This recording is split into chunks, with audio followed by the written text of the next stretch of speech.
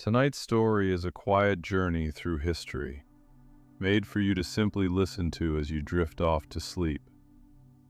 Napoleon is well known for his extraordinary rise from a young artillery officer to Emperor of the French, and for the military campaigns that reshaped Europe. But tonight, we'll take a deeper look at his story. First, turn the volume down a little. Then simply lie back, close your eyes, and make yourself comfortable. There is no need to follow every word. Just let the story drift quietly in the background, and if you fall asleep along the way, that is perfectly fine. And now, let tonight's story slowly begin. The story of Napoleon begins not in Paris, not in one of the great royal palaces of France, and not on one of the battlefields for which he would later become famous. It begins on an island in the Mediterranean Sea. Napoleon Bonaparte was born on August 15, 1769, in the town of Ajaccio, on the island of Corsica. Corsica had only recently come under French control. For centuries, the island had been closely connected with the Italian world, and the Republic of Genoa had formally controlled it before transferring its rights over Corsica to France. When Napoleon was born, therefore, the political identity of his homeland was still changing. His family belonged to the minor Corsican nobility. His father, Carlo Buonaparte, was a lawyer, and his mother, Letizia Ramolino, managed a large and sometimes difficult household.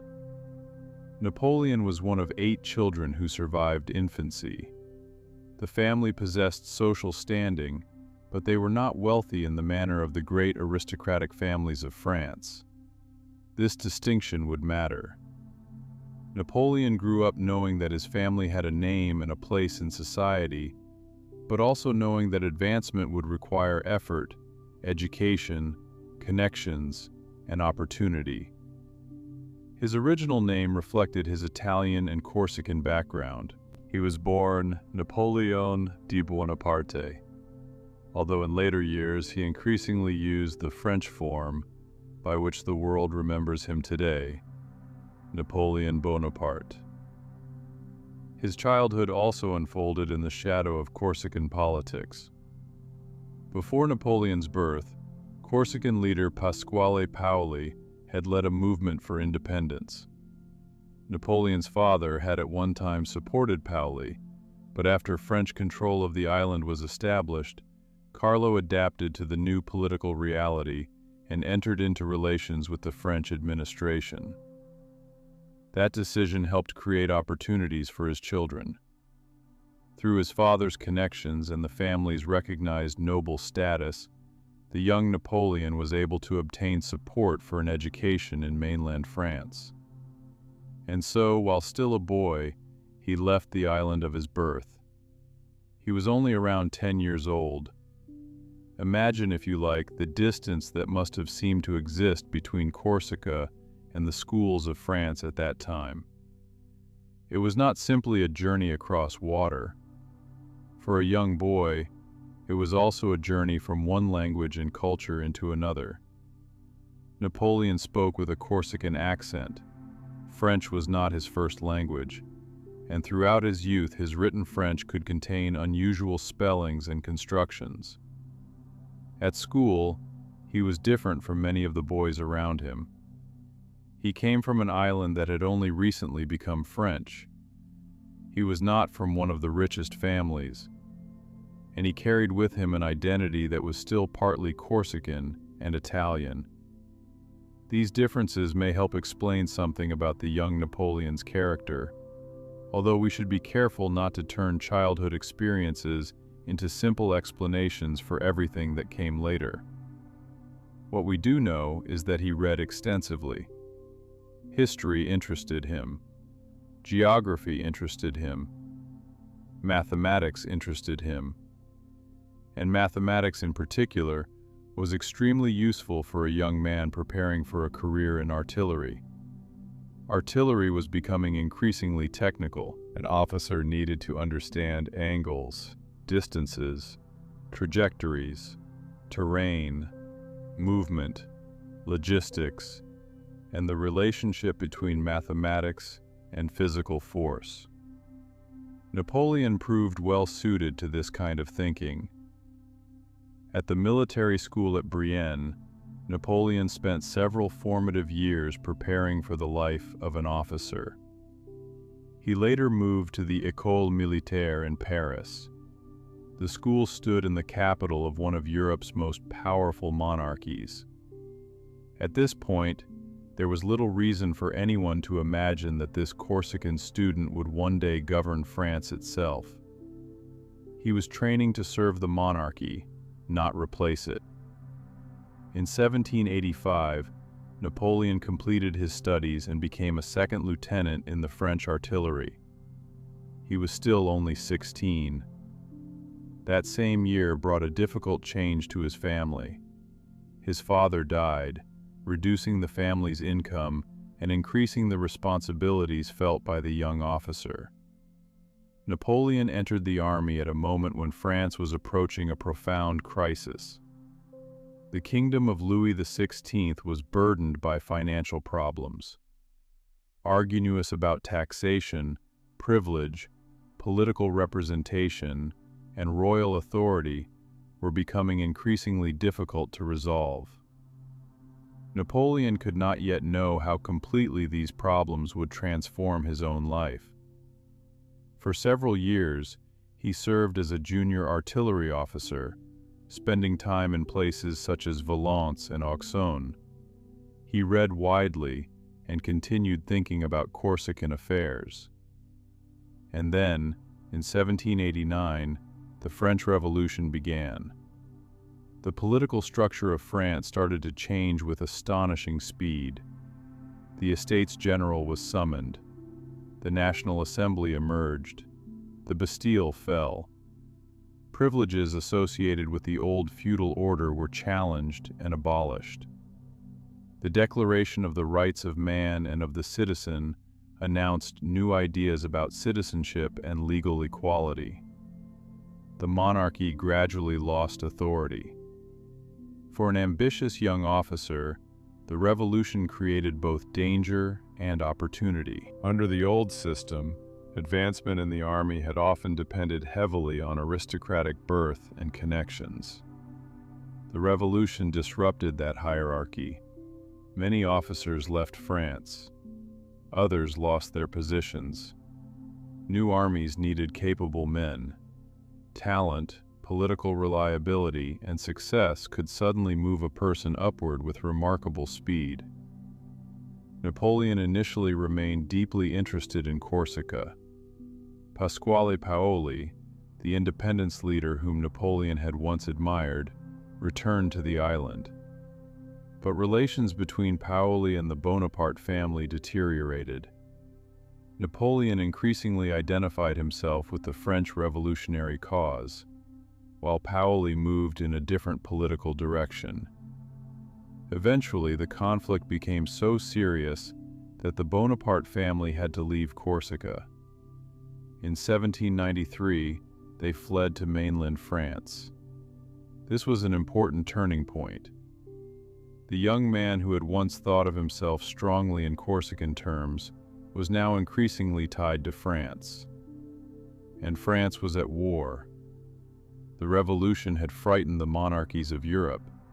France was fighting foreign armies as well as political conflict at home. Out of this unstable world came the first great opportunity of Napoleon's career. It came at the Mediterranean port of Toulon. Toulon was one of France's most important naval bases. In 1793, opponents of the revolutionary government rebelled there and allowed British and Allied forces into the port. For the French Republic, losing Toulon was a serious military problem. Napoleon was appointed to an artillery command during the effort to retake the city. He was still a young officer, but artillery was precisely the field in which he had been trained. He studied the position carefully. Rather than simply directing fire toward the city itself, he recognized the importance of controlling positions that commanded the harbor. If Republican forces could place artillery where it threatened the Allied ships, the enemy might be unable to remain in Toulon. The plan worked. French forces captured key positions in December 1793, and the Allied fleet withdrew. Toulon returned to Republican control. The victory did not belong to Napoleon alone, of course. Thousands of soldiers were involved, and the operation formed part of a much larger war. But Napoleon's role attracted attention. He was promoted to brigadier general while still in his 20s. Suddenly, a young Corsican officer who had entered the army only a few years earlier had become a general of the French Republic. His rise, however, was not yet secure. Revolutionary France was politically dangerous. Governments changed, factions rose and fell. People associated with one group could quickly find themselves suspected when another group gained power. Napoleon had connections with supporters of the Jacobins, and after the fall of Maximilien Robespierre in 1794, those connections briefly created problems for him. For a short time, his future looked uncertain. He was arrested and released. His military position changed. At one point, he was even removed from the list of generals in active service after refusing an assignment. It would have been quite possible for his career to fade at this stage. History sometimes appears inevitable when we look backward. Napoleon becomes Napoleon, and so every earlier event seems like one more step toward the throne. But life rarely feels inevitable to the people living through it. In 1795, Napoleon was not yet the master of France. He was an ambitious officer searching for a secure place in a rapidly changing political system. Then another crisis opened another door. Royalist opponents of the revolutionary government launched an uprising in Paris. The government needed military protection. Napoleon was given an important role in defending it. He used artillery against the insurgents, and the uprising was suppressed. The event, remembered by the revolutionary calendar date of 13 Vendémiaire, greatly strengthened Napoleon's position. He became commander of the Army of the Interior. Soon afterward, he received the command that would transform him into a national figure: the Army of Italy. Before leaving for Italy, another important part of Napoleon's personal life took shape. He met Josephine de Beauharnais. Josephine was a widow. Her first husband had been executed during the Revolution, and she had 2 children. She moved in influential social circles in Paris and was older than Napoleon. Napoleon fell deeply in love with her. They married in March 1796. Only days later, he left to take command of the French army in Italy. The contrast is striking. On one side, a new marriage and an intense personal attachment. On the other, the beginning of a military campaign that would carry him toward fame. When Napoleon arrived to command the Army of Italy, the situation was not promising. The troops were tired and badly supplied. Food, uniforms, ammunition, and pay could all be uncertain. France was fighting Austria and Austria's allies. Napoleon's task was to turn an army with serious difficulties into an effective offensive force. He did so with remarkable speed. One reason for his success was his ability to move forces quickly and concentrate them against parts of an enemy army before those parts could properly unite. Rather than thinking of a battlefield only as a fixed line, Napoleon thought in terms of movement. Roads mattered, distances mattered, timing mattered, The morale of soldiers mattered. So did the ability of separate army formations to march independently and then support one another at the decisive moment. The campaign of 1796 and 1797 brought victories at places whose names became part of the Napoleonic legend: Montenotte, Lodi, Arcole, Rivoli. The details of each battle are less important for our quiet journey tonight than the larger pattern. Napoleon's army repeatedly defeated opposing forces, and the young general learned how to connect military success with political influence. He issued proclamations. He cultivated newspapers. He understood the power of presenting victories as part of a larger story. The soldiers were not merely fighting. In Napoleon's public language, they were changing history. The victories transformed his reputation in France. He was no longer merely a promising general. He became a national hero. Paintings helped create the image. One famous image showed him at Arcole, holding a flag and appearing to lead men forward with dramatic determination. Like many political images, it was not simply a neutral record of an event. It helped create the Napoleon that the public would recognize. Energetic, young, decisive, always moving toward victory. His military success also gave him increasing independence from the government in Paris. He negotiated agreements and reorganized territories. By the end of the Italian campaign, he had become both a military commander and a political actor. Austria eventually agreed to peace. Napoleon returned to France with enormous prestige. He was not yet 30. Britain remained one of France's most persistent enemies. Crossing the English Channel and defeating Britain directly was a difficult challenge because of British naval strength. French leaders therefore considered another strategy. Perhaps Britain's connections with India and the Eastern Mediterranean could be threatened indirectly. This idea contributed to the expedition to Egypt in 1798. Napoleon was given command. The expedition was prepared with considerable secrecy. French forces sailed into the Mediterranean. They captured Malta on the way and then continued toward Egypt. Napoleon landed near Alexandria in July 1798. Egypt was formerly part of the Ottoman Empire, although political and military power there was heavily influenced by the Mamluks. Napoleon's army won a major victory at the Battle of the Pyramids. The name itself became famous, although the battle did not actually take place directly beside the Great Pyramids. The ancient monuments were visible in the broader landscape, connecting the modern campaign in the public imagination with one of the oldest civilizations in the world. But the expedition soon encountered a serious problem. British Admiral Horatio Nelson found the French fleet. At the Battle of the Nile in August 1798, the British destroyed or captured most of the French ships. Napoleon's army was now largely isolated from France.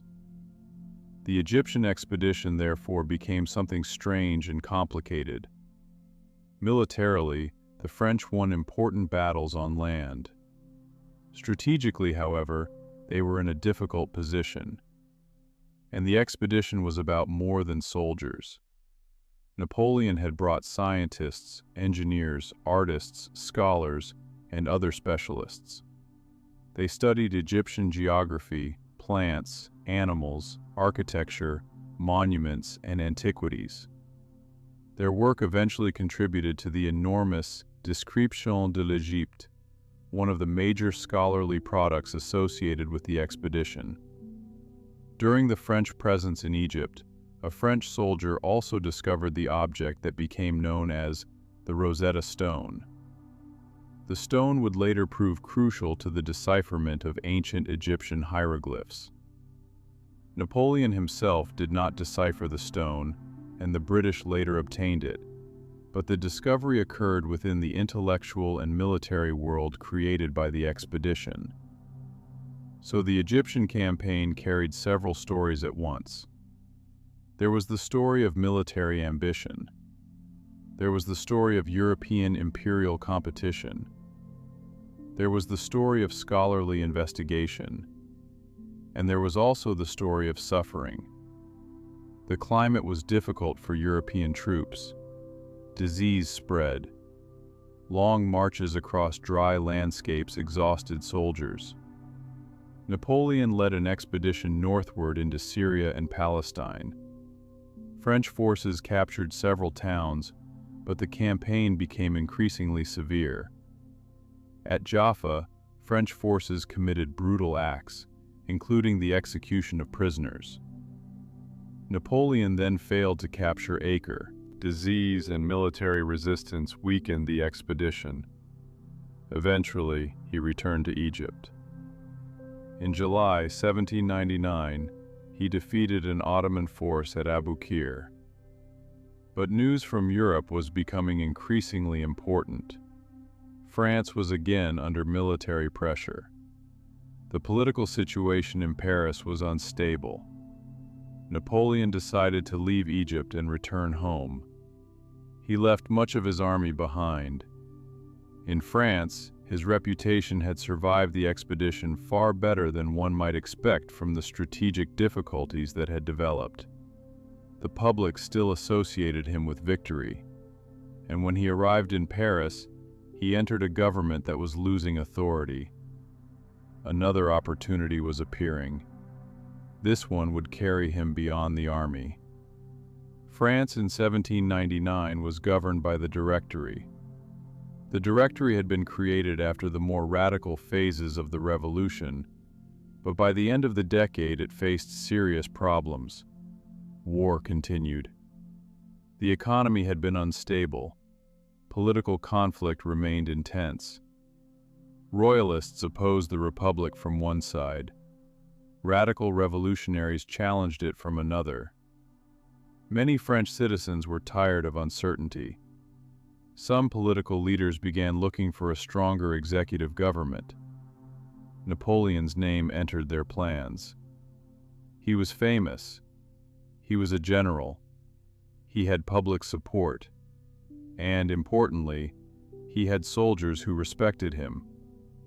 On November 9, 1799, a date known in the French revolutionary calendar as 18 Brumaire, a political coup began. The events themselves were confused. They did not unfold as neatly as later official stories sometimes suggested. Legislators resisted.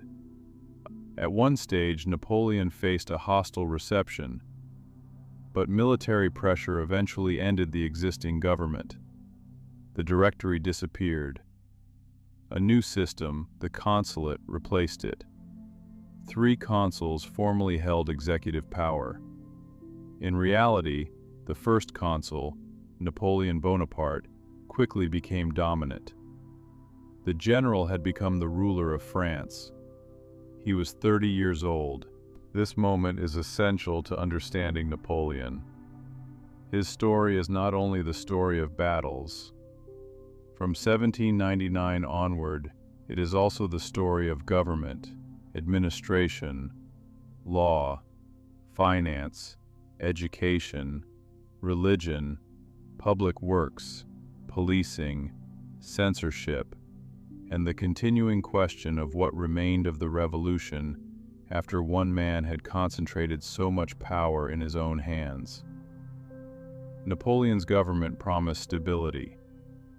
For many French people exhausted by a decade of revolution, instability, and war, stability had enormous appeal.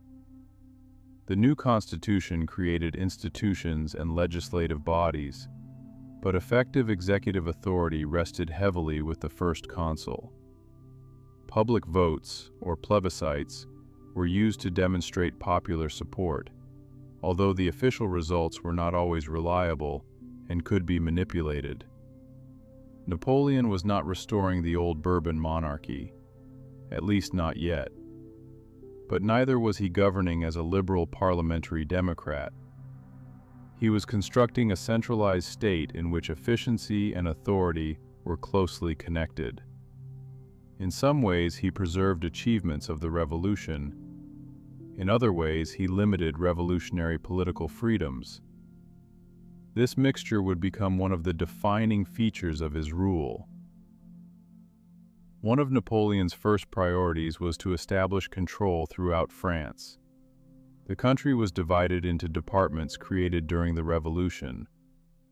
Napoleon strengthened central authority by appointing prefects to administer these departments. Below them were sub-prefects and other officials. Local government increasingly answered to Paris. This administrative system helped the state collect taxes, enforce laws, organize conscription, and carry out policy with greater consistency. Napoleon valued efficiency. He could work for long hours. He expected reports. He dictated letters and orders rapidly. He wanted information about roads, finances, military units, officials, agriculture, and local conditions. This administrative energy became as characteristic of his government as his military campaigns. He also addressed finance. The Bank of France was established in 1800. The government worked to stabilize revenue and improve the reliability of the financial system. Napoleon understood that armies could not operate without money, but neither could a modern centralized state. Education was another priority. The revolutionary period had disrupted older educational structures. Napoleon sought to create a more organized system capable of training the officials, officers, engineers, lawyers, and administrators required by the state. Secondary schools, known as lycées, became an important part of this structure.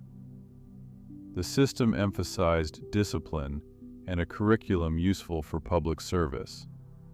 Mathematics, classical studies, science, and history all had a place. Education under Napoleon was not simply about personal development. It was also about creating competent servants of the state. The Legion of Honor was established to reward distinguished service. The new institution recognized both military and civilian achievement. Napoleon presented it as a way of honoring merit. This fitted a broader principle inherited from the Revolution. Careers should be open, at least in theory, to talent rather than being reserved entirely for people of ancient noble birth. At the same time, Napoleon later created a new imperial nobility. So once again, his government combined revolutionary and monarchical ideas. Old privilege based purely on birth had been attacked. But titles, hierarchy, ceremony, and hereditary distinction gradually returned in new forms. Religion posed another challenge. The French Revolution had created a deep conflict between the state and the Catholic Church. Church lands had been seized. Religious institutions had been transformed or closed. Some clergy had opposed revolutionary policies. Years of political struggle had left many French Catholics alienated from the government. Napoleon wanted reconciliation. In 1801, he reached the Concordat with Pope Pius VII. The agreement recognized Catholicism as the religion of the great majority of French citizens, while preserving important changes made during the Revolution. The Church did not simply regain its former position.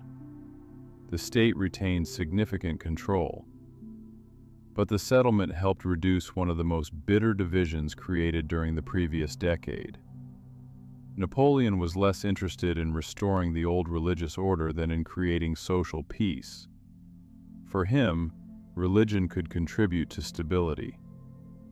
This practical approach appeared repeatedly in his government. Ideology mattered, but administration mattered too. Order mattered. Does mattered. And perhaps no domestic achievement became more closely associated with Napoleon than the civil code. Before the Revolution, France had contained a complicated mixture of regional laws, customs, privileges, and legal traditions. The Revolution had proclaimed equality before the law, but creating a single, clear national legal system was a difficult task. Under the consulate, legal experts worked on a new civil code. Napoleon personally participated in discussions in the Council of State. The civil code was introduced in 1804. Later, it became widely known as the Napoleonic Code. It protected several fundamental changes associated with the Revolution. Legal privilege based on the old feudal order was rejected. Progress rights were protected. Religious toleration was recognized. Male citizens were formally equal before the law. Inheritance rules were standardized. The code was written in a relatively clear and systematic way. Its influence spread far beyond France. As French armies and governments reshaped parts of Europe, versions of Napoleonic legal principles appeared in other territories. The code influenced civil law traditions in many countries. Yet its legacy was not simply progressive. The code strengthened the authority of husbands and fathers within the family and reduced the legal position of women. So, as with so many parts of Napoleon's legacy, the picture is mixed. Equality was expanded in some areas, while hierarchy remained or was strengthened in others. Understanding Napoleon means allowing these contradictions to remain visible. He could preserve revolutionary equality before the law, while restricting political freedom. He could reward talent, while creating a new nobility. He could reconcile the state with religion, while insisting that religious institutions remain subordinate to political authority.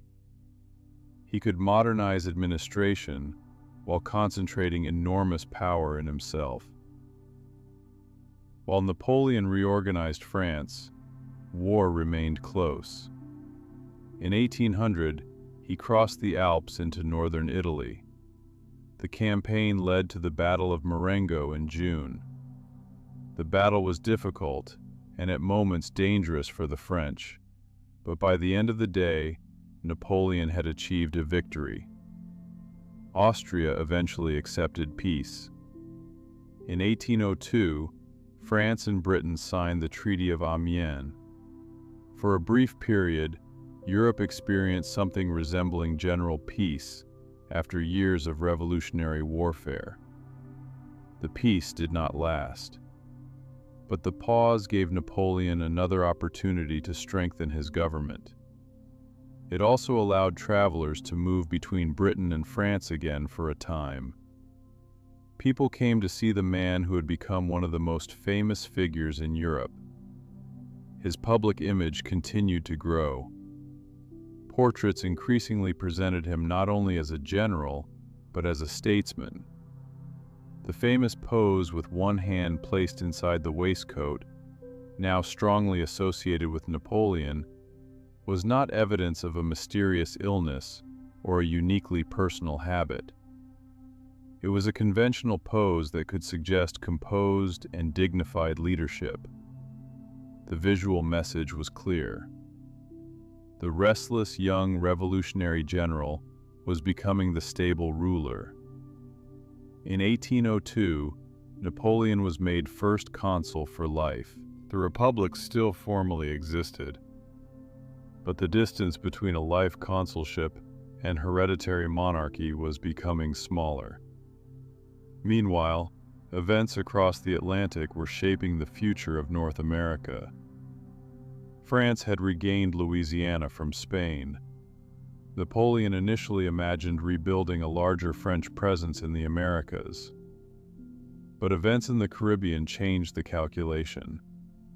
On Saint-Domingue, the extraordinarily important colony that would become Haiti, a revolution of enslaved and formerly enslaved people had transformed the political situation. France sent a major expedition in an attempt to restore control. The expedition failed amid resistance and disease. Napoleon's government also restored slavery in French colonies where it could be enforced, reversing the revolutionary abolition of 1794. This decision remains one of the darkest elements of his political legacy. The failure in Saint-Domingue also made Louisiana less useful to France. War with Britain was likely to resume. Defending a vast North American territory would be difficult. So in 1803, Napoleon agreed to sell Louisiana to the United States. The Louisiana Purchase dramatically increased the territory of the young American Republic. For Napoleon, the sale provided money and removed a territory that France might struggle to defend. For the United States, it transformed the country's geographic future. The consequences reached far beyond Europe. Peace with Britain collapsed in 1803. War resumed.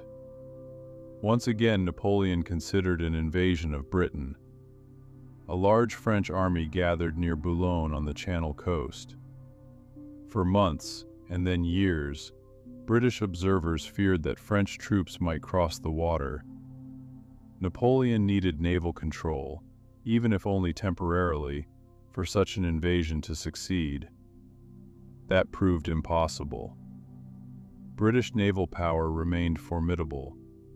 The French and Allied Spanish fleet eventually faced the British fleet under Admiral Nelson at Trafalgar in October 1805. The British won a decisive naval victory. Nelson was killed during the battle, but Britain's command of the seas was strengthened. Napoleon would never successfully invade Britain. But while his naval strategy failed, events on land were moving in the opposite direction. Before that great land campaign unfolded, Napoleon had made another extraordinary political change. In 1804, the French Republic became an empire. Napoleon was declared Emperor of the French. The title itself was carefully chosen. He was not simply presented as an old-fashioned king ruling by inherited right. The new imperial system attempted to combine popular approval, revolutionary legitimacy, military glory, and monarchy. On December 2, 1804, a magnificent coronation ceremony took place in Notre Dame Cathedral in Paris. Pope Pius VII traveled from Rome to attend. Napoleon was anointed. Then, in the most famous moment of the ceremony, he took the crown and placed it upon his own head. He also crowned Josephine. The symbolism was powerful. Whether one interprets the gesture as independence from the church, carefully planned ceremony, personal ambition, or some combination of these, the result was unmistakable. The artillery officer from Corsica was now Emperor of the French. Only 15 years had passed since the beginning of the French Revolution. The Bourbon monarchy had fallen. A republic had been declared. A king had been executed. France had endured revolutionary government, political terror, constitutional experiments, and war. And now, an emperor sat at the center of the state. Yet the new empire did not simply restore the world of Louis XVI. Napoleon's empire rested on institutions shaped by the revolution. Its officials administered departments created by the revolution. Its laws protected important revolutionary changes. Its army had been transformed by revolutionary mass mobilization. Its elite contained many men who had risen through military or administrative talent. This was a new kind of monarchy built partly out of the ruins of the old one. The year 1805 brought one of Napoleon's most celebrated military achievements. Britain had formed another coalition with European powers, including Austria and Russia. Napoleon abandoned his immediate plans for invading Britain and turned the army at Boulogne eastward. The army that had spent long months training on the Channel coast became the core of the Grande Armée. Its organization gave Napoleon great flexibility. Large formations known as corps could move along separate roads. Each corps contained enough infantry, artillery, and other units to operate independently for a time.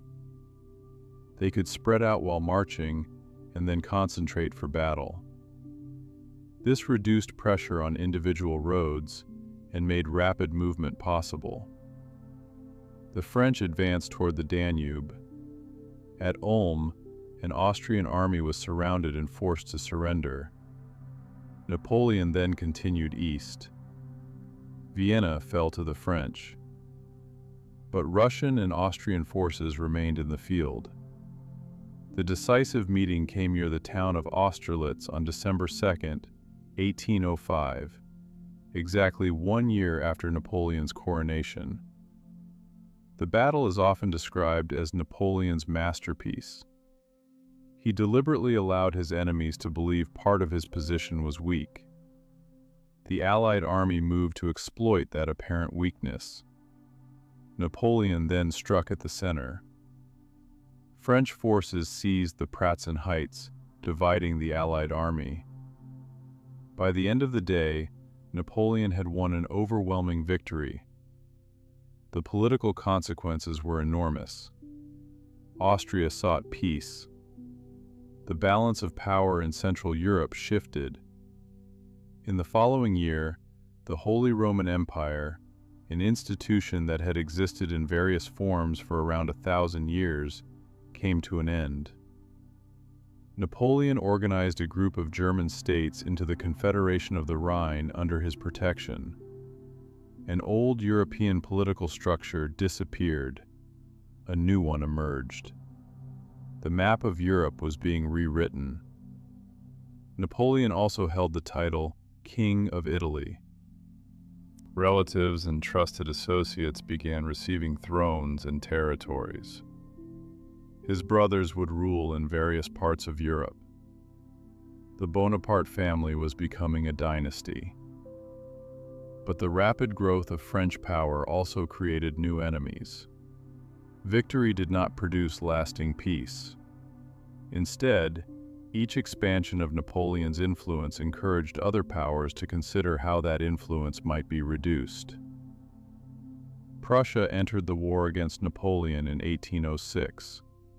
The Prussian army possessed a great military reputation, built partly on memories of Frederick the Great. But institutions that had once been innovative can become rigid over time. Napoleon's armies moved rapidly. At Jena and Auerstedt in October 1806, Prussian forces suffered devastating defeats.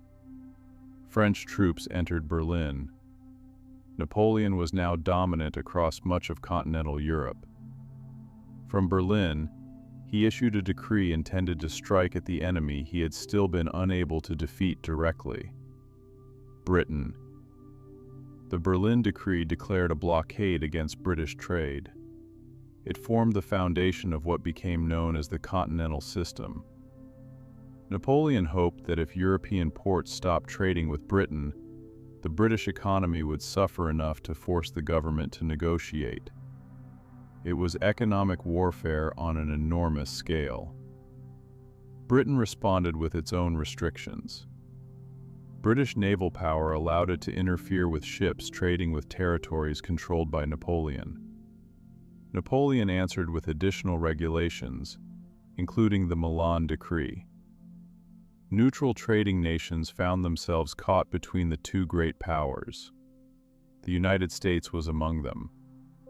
American ships wanted to trade across the Atlantic without becoming participants in Europe's wars. But both British and French policies made neutrality increasingly difficult. British impressment of sailors created particular anger in the United States. Trade restrictions and maritime seizures placed pressure on American commerce. President Thomas Jefferson tried an embargo against foreign trade. The policy proved highly unpopular in regions dependent on international commerce and failed to produce the hoped-for result. Under President James Madison, tensions with Britain continued to grow. The European struggle therefore reached across the Atlantic and became part of the complicated chain of events leading toward the War of 1812 between the United States and Britain. Napoleon's wars were European in their central theater, but their economic and political effects were global.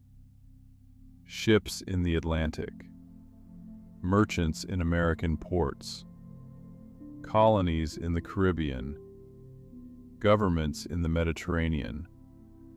All were affected in different ways. After defeating Prussia, Napoleon continued eastward into Poland and toward Russian forces. The winter campaign was difficult.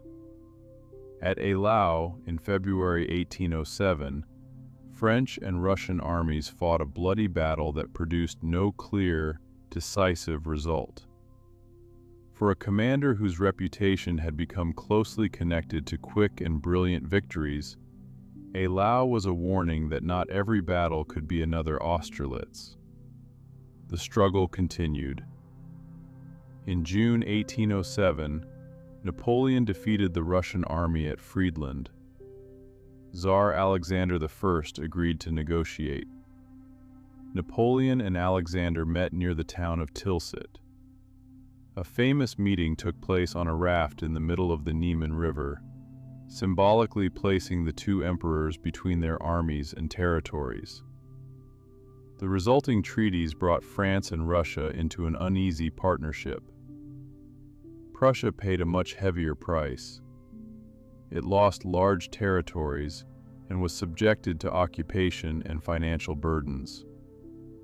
From lands taken from Prussia and other areas, Napoleon created new political entities, including the Duchy of Warsaw. At this moment, the French emperor appeared extraordinarily powerful.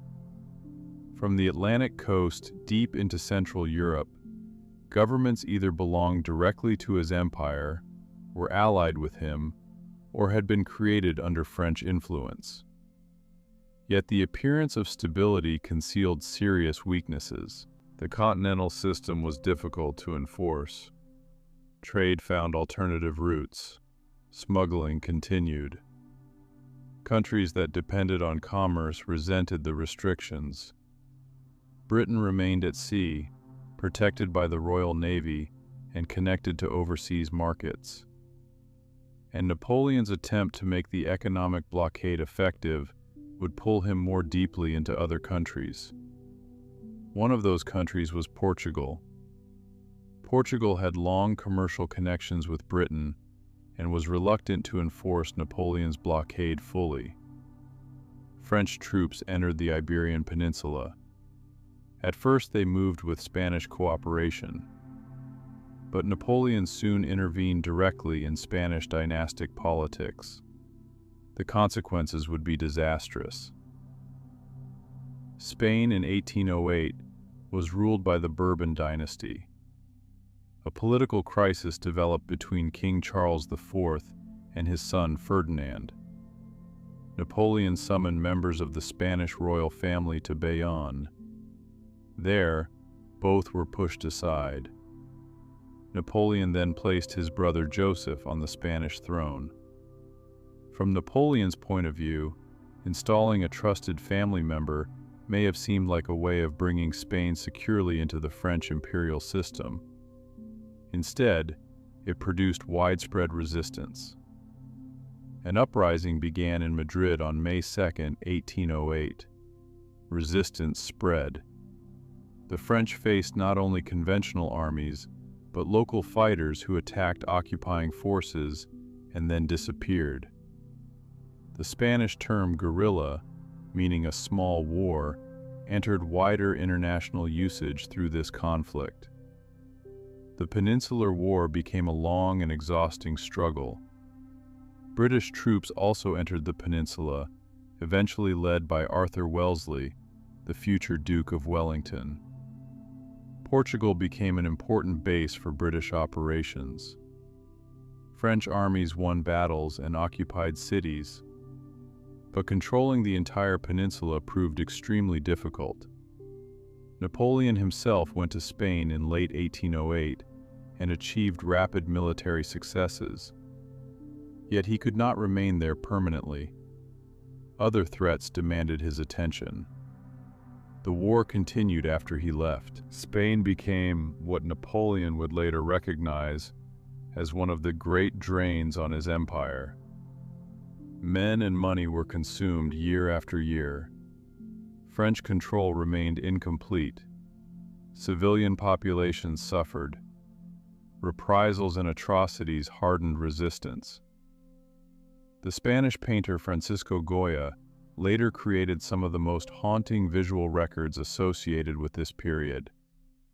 His images did not present war as a clean arrangement of flags and uniforms. They showed fear, death, and suffering. For a sleep story, we need not linger over those scenes. But we should remember that behind the elegant maps of Napoleonic campaigns were ordinary people whose lives were disrupted by occupation and conflict. That human cost is part of the history too. The difficulties in Spain encouraged Austria to challenge Napoleon again in 1809. Austria hoped that the French Empire might be vulnerable. Napoleon responded quickly. Once again, he moved forces toward the Danube. Vienna fell to the French. But near the villages of Aspern and Essling, Napoleon experienced a serious setback. French troops tried to cross the Danube while Austrian forces attacked. Bridges were damaged. The fighting was intense. After 2 days, the French withdrew to the island of Lobau in the river. Europe noticed. For years, Napoleon had appeared almost unbeatable. Aspern-Essling showed that he could be stopped. He reorganized and prepared another crossing. In July, the armies met again at Wagram. This time, Napoleon won. Austria sought peace. The victory restored his military position, but it came at great cost. The wars were becoming larger. Armies were growing.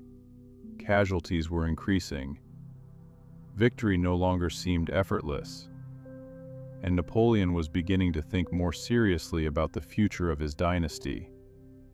He and Josephine had no child together. Napoleon had become emperor, and an emperor planning a hereditary dynasty needed an heir. The decision that followed was politically understandable, but personally painful. His marriage to Josephine was ended. Contemporary ceremonies attempted to present the separation as a sacrifice for France and the dynasty, rather than a simple rejection. Whatever the official language, it marked the end of one of the most important relationships in Napoleon's life. He then looked for a new wife among Europe's ruling houses. A marriage to the Russian imperial family was considered but did not happen. Napoleon instead turned to Austria, the country he had repeatedly defeated. In 1810, he married Archduchess Marie-Louise, daughter of Emperor Francis of Austria. The symbolism was remarkable. The Corsican officer whose career had been made by the French Revolution had married into one of Europe's oldest royal dynasties. In March 1811, Marie-Louise gave birth to a son. The child received the title King of Rome. Napoleon finally had his heir. From the outside, the empire had rarely looked stronger.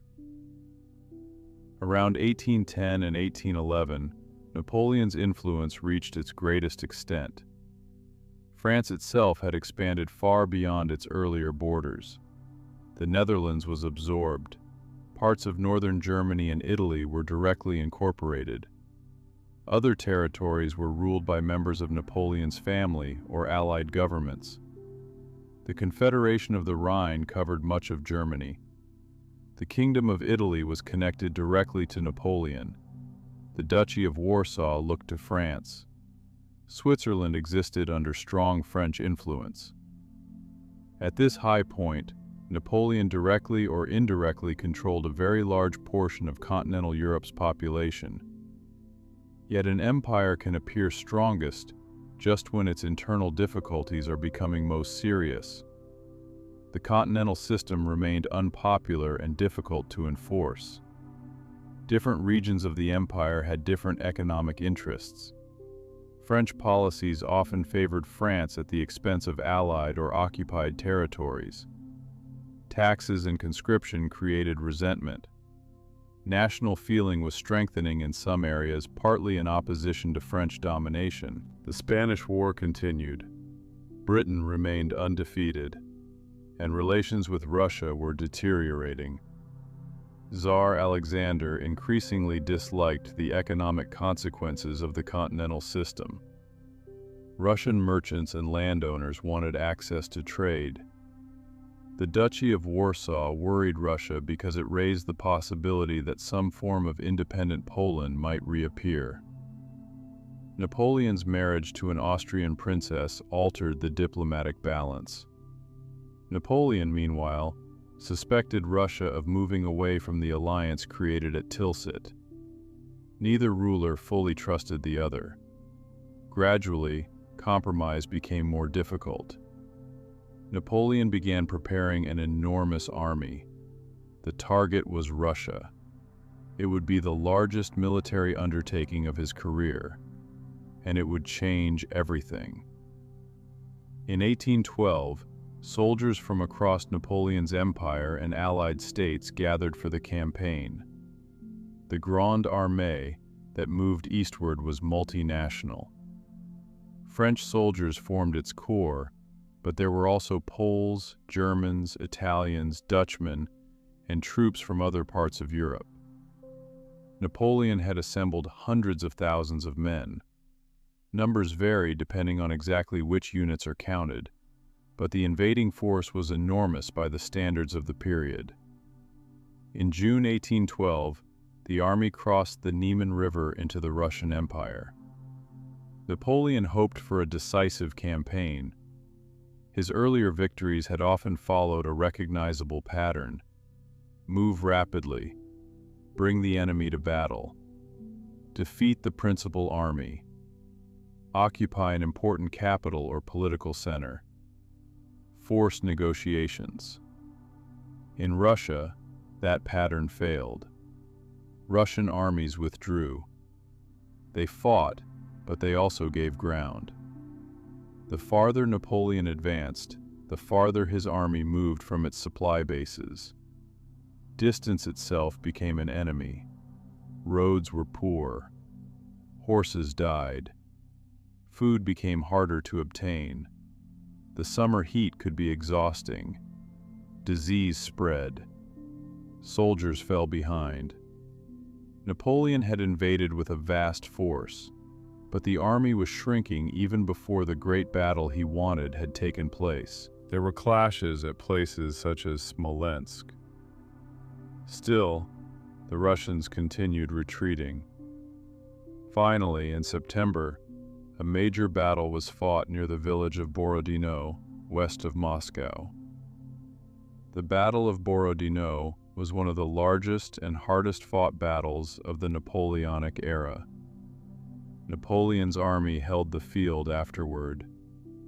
The Russian army withdrew. In a traditional military sense, Napoleon could claim victory, but it was not the kind of decisive victory he needed. The Russian army had not been destroyed, and the French had suffered enormous losses. A week later, Napoleon entered Moscow. He had reached one of Russia's great cities, yet the expected political result did not follow. Much of Moscow's population had left. Fires spread through large areas of the city. Exactly how every fire began remains debated, but the destruction made the French occupation more difficult. Napoleon waited for Tsar Alexander to negotiate. No peace offer came. Days passed, then weeks. Autumn advanced. The enormous distances behind the French army remained. Winter was approaching. Eventually, Napoleon accepted that he could not remain in Moscow. The retreat began. The retreat from Moscow became one of the most famous disasters in military history. But it is useful to understand that the catastrophe was not caused by cold weather alone. The army had already been badly weakened. Combat had taken a heavy toll. Disease had killed many men. Horses had died. Supply systems were failing. The long advance had scattered units and reduced discipline. Then the retreat added new pressures. Russian forces followed and attacked. Local resources had already been consumed or destroyed. Food was scarce. Thousands of men had inadequate clothing. When severe winter weather arrived, conditions became even worse. Temperatures fell dramatically. Men and horses collapsed from exhaustion and exposure. Weapons and wagons had to be abandoned. The road west became increasingly chaotic. One of the most desperate moments came at the Berezina River in November. Russian armies threatened the retreating French from several directions. French engineers built bridges, while Napoleon attempted to move what remained of his forces across the river. Much of the army escaped, which was itself an impressive achievement under the circumstances. But the suffering and losses around the crossing were enormous. The name Berezina later became a French expression associated with catastrophe. By the time the remnants of the Grande Armée left Russian territory, the force that had crossed the Niemen in confidence only months earlier had been shattered. Napoleon himself left the army before the retreat was fully completed and hurried toward Paris. He needed to protect his political position and begin raising new forces. News of the disaster was spreading across Europe.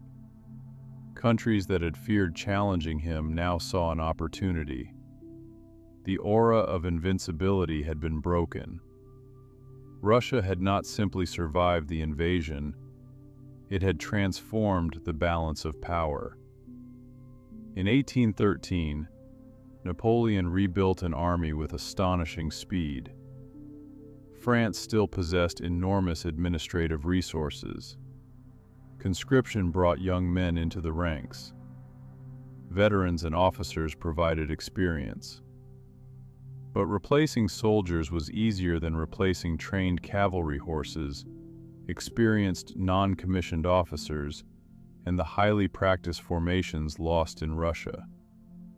A new coalition formed. Russia was joined by Prussia. Later, Austria entered the war against Napoleon as well. Sweden participated under the leadership of Crown Prince Charles John, who had once been one of Napoleon's own marshals, Jean-Baptiste Bernadotte. The political world Napoleon had created was beginning to turn against him. He still won battles. At Lutzen and Bautzen in the spring of 1813, Napoleon defeated coalition forces. But the victories were not decisive enough to end the war. An armistice followed. Both sides prepared. Austria attempted diplomacy and then joined Napoleon's enemies. The fighting resumed. Napoleon won a major victory at Dresden in August. Again, however, one great victory could not restore the strategic situation. The coalition adopted methods designed partly to avoid fighting Napoleon himself under the conditions he preferred. They attacked his subordinate commanders. They preserved their armies. They used their numerical strength. Gradually, the pressure increased. In October 1813, the decisive confrontation took place at Leipzig. It became known as the Battle of the Nations. French forces faced a vast coalition army. The battle lasted several days. Napoleon was defeated. His army retreated westward. The Confederation of the Rhine began to collapse. German states that had been allied with France changed sides or abandoned Napoleon. The empire was contracting. At the same time, events in Spain were also moving against the French. Wellington's forces had pushed northward. French control of the Iberian Peninsula was coming to an end. Napoleon had once fought his wars mainly beyond France's borders. Now those borders themselves were threatened. At the beginning of 1814, coalition armies crossed into France. For Napoleon, the campaign that followed demonstrated that much of his old military skill remained. He was outnumbered. His empire was collapsing. Yet he maneuvered with remarkable energy against separate enemy armies. During the campaign in northeastern France, he won a series of victories that surprised his opponents.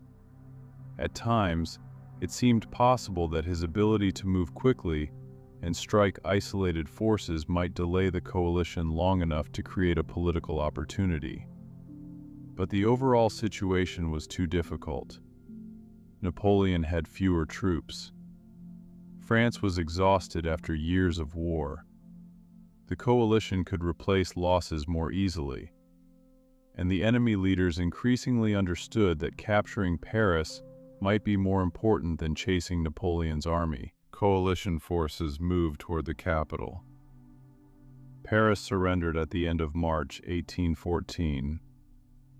Napoleon was at Fontainebleau. His marshals no longer believed the war could be continued successfully. The political institutions in Paris turned against him. On April 6, Napoleon abdicated. The empire that had seemed to dominate Europe only a few years earlier was over. Under the Treaty of Fontainebleau, Napoleon was allowed to retain the title of emperor, but his new empire would be extraordinarily small. He was sent to Elba, a Mediterranean island just off the coast of Tuscany. Louis XVIII, brother of the executed Louis XVI, returned to France. The Bourbon monarchy was restored. Napoleon said farewell to members of his imperial guard.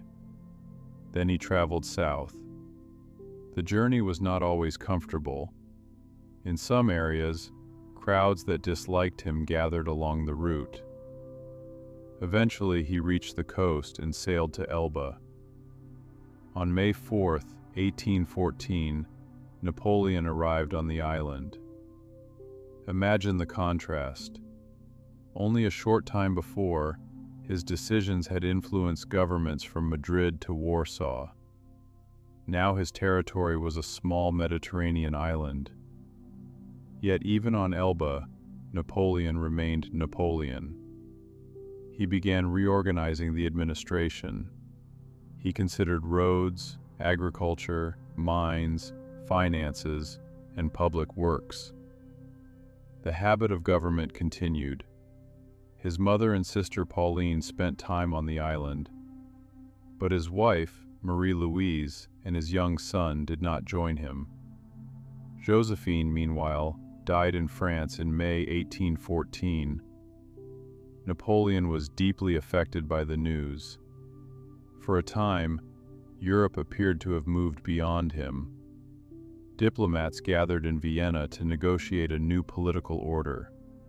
Kings, ministers, ambassadors and aristocrats discussed borders and alliances. Napoleon seemed to belong to the past, but he was only 45 years old, and Elba was not very far from France. The restored Bourbon government faced difficulties. Louis XVIII attempted to combine monarchy with some of the social and legal changes that France had experienced since 1789, but political tensions remained. Some veterans of Napoleon's armies felt neglected.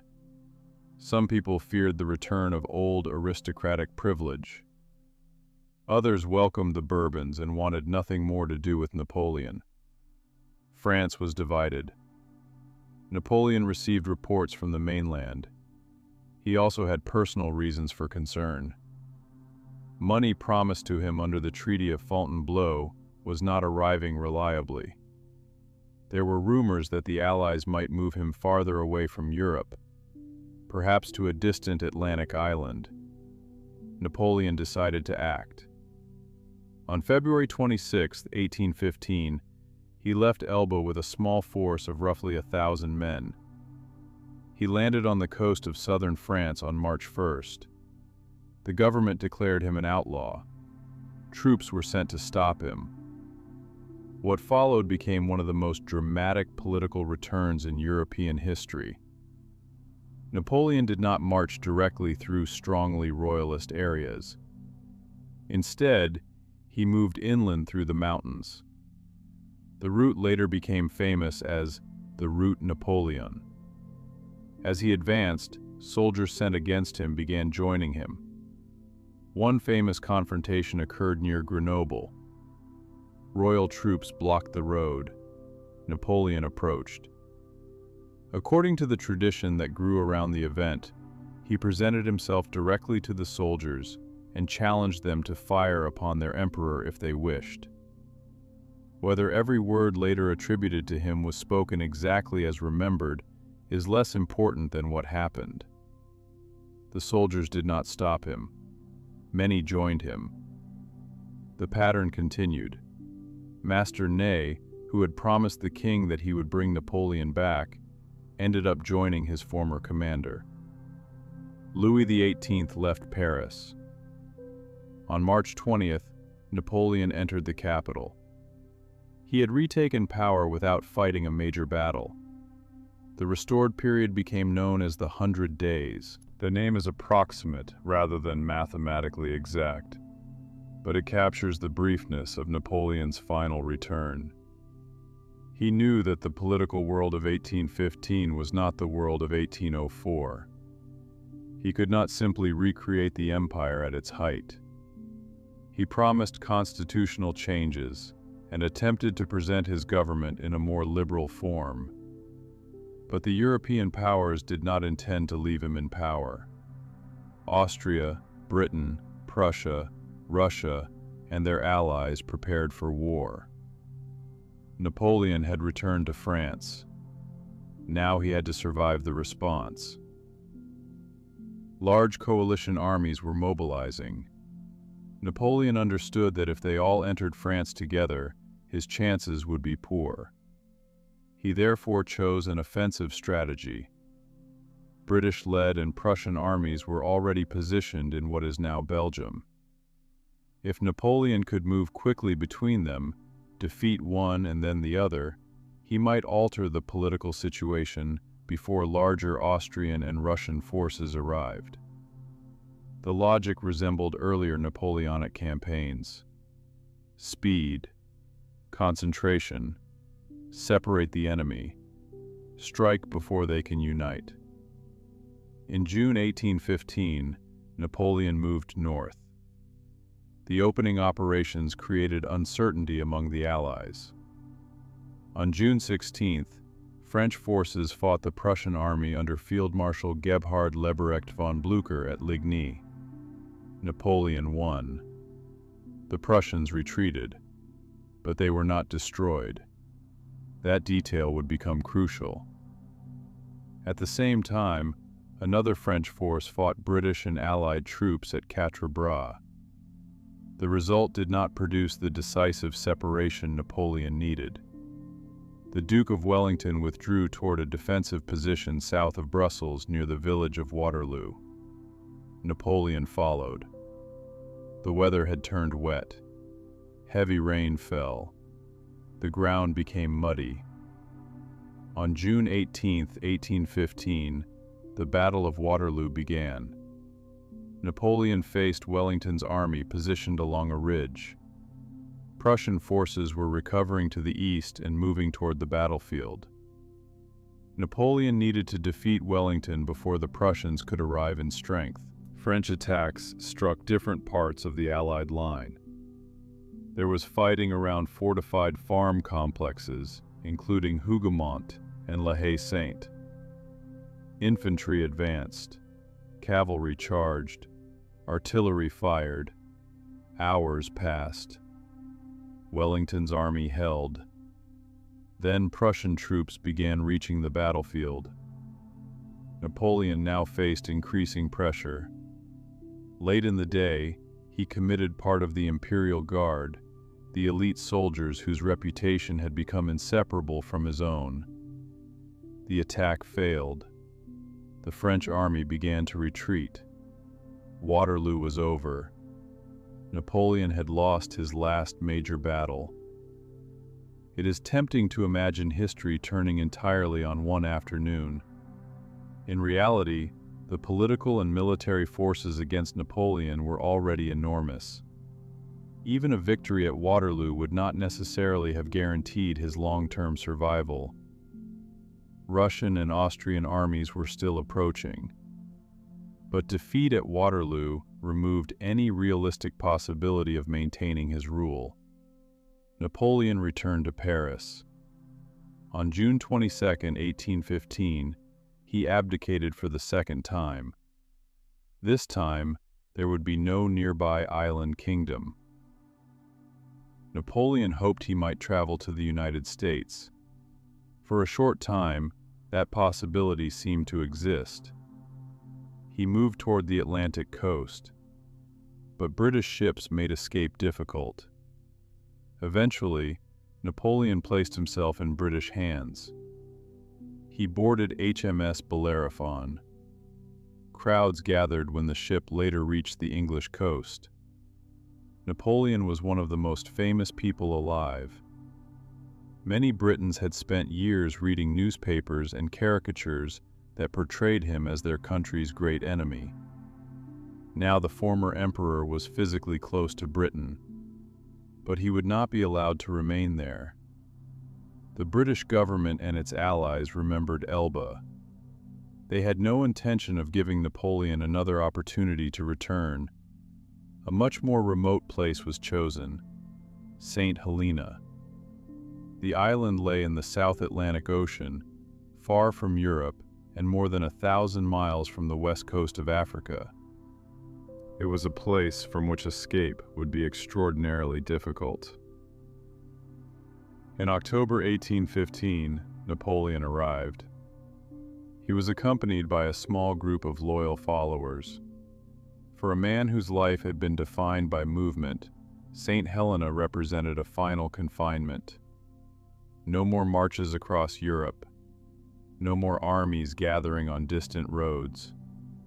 No more sudden journeys from Paris to Vienna, Berlin, Warsaw, Madrid, or Moscow. The geography of his world had become very small. At first, Napoleon stayed at the Briars. Later, he moved to Longwood House.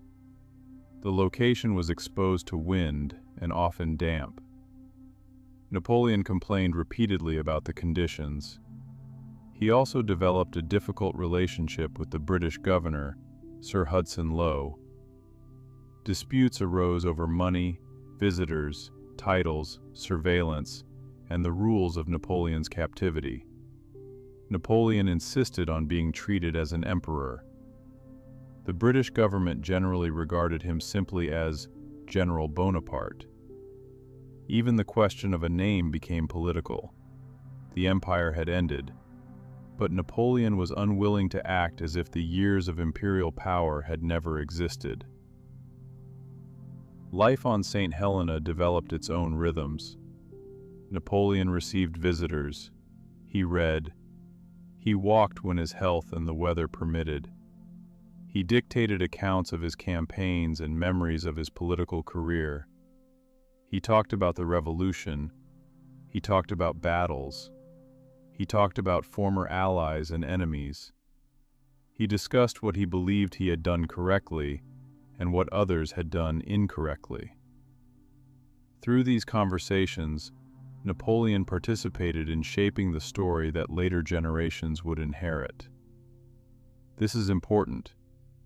Historical memory does not begin only after someone dies. Famous people often begin creating their own legends while they are still alive. Napoleon had understood the importance of public image since the Italian campaign. He had used bulletins, newspapers, paintings, ceremonies, medals, architecture, and symbols throughout his career.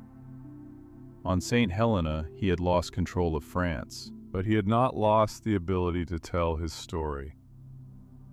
The image that emerged emphasized the extraordinary individual.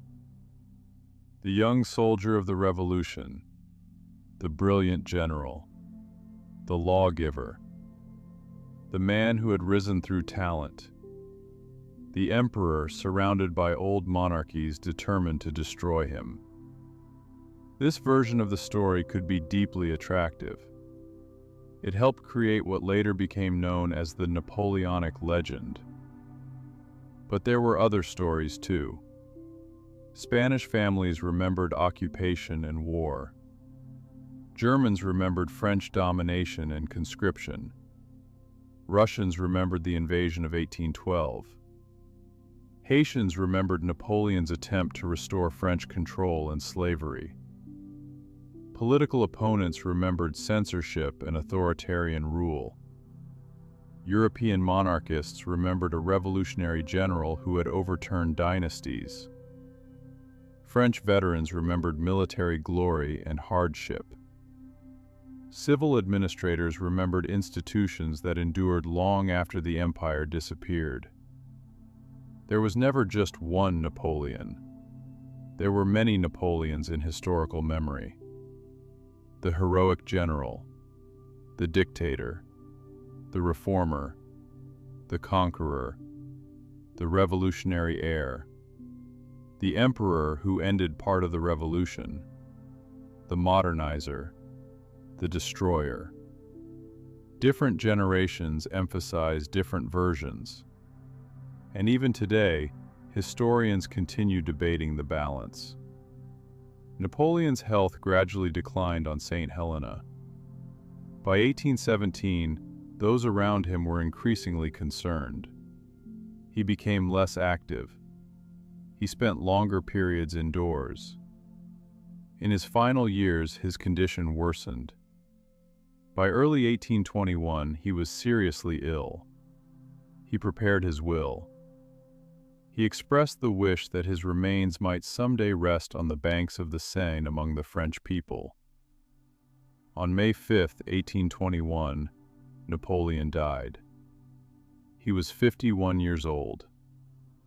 An autopsy concluded that disease of the stomach was responsible, and stomach cancer remains the most widely accepted explanation for his death.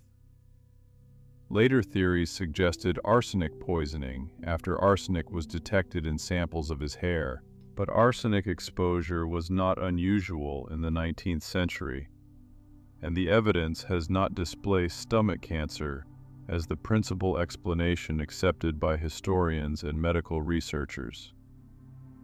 Napoleon was buried on St. Helena. For nearly 2 decades, his grave remained there. France moved on.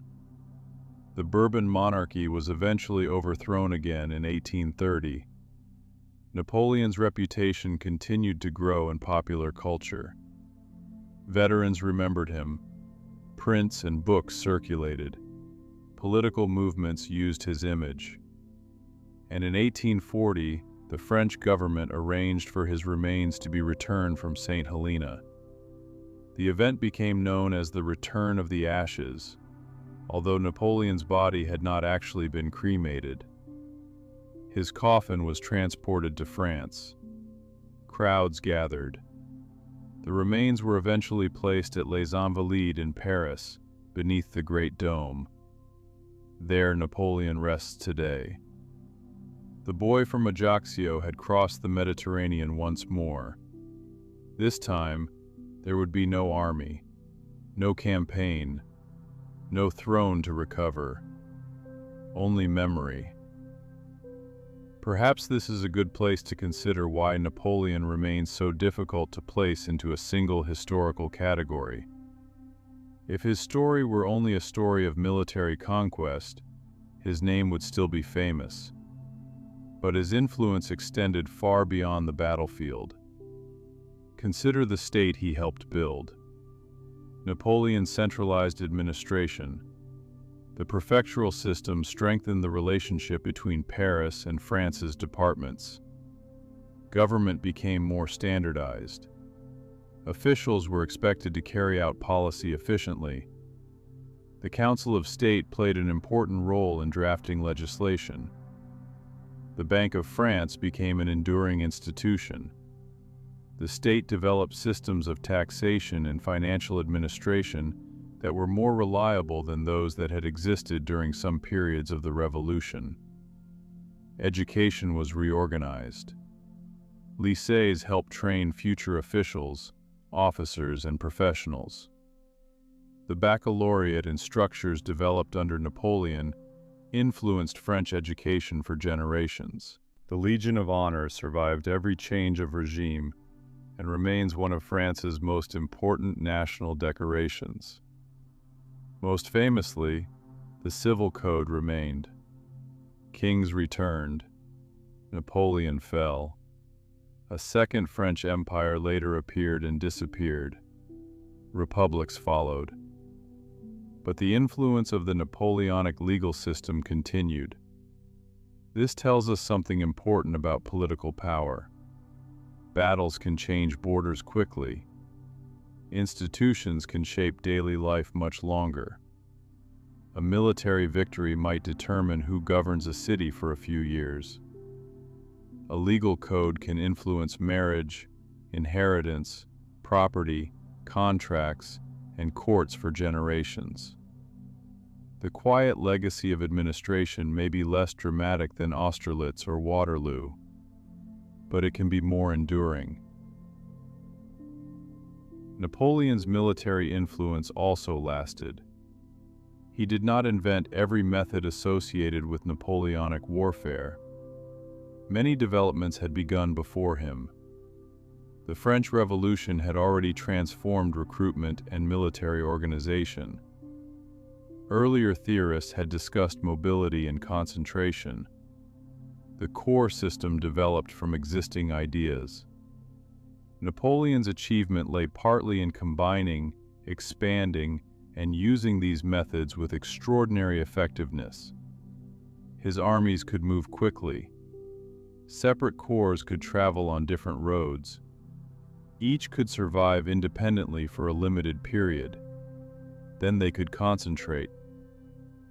Artillery remained central to Napoleon's thinking, reflecting his own training.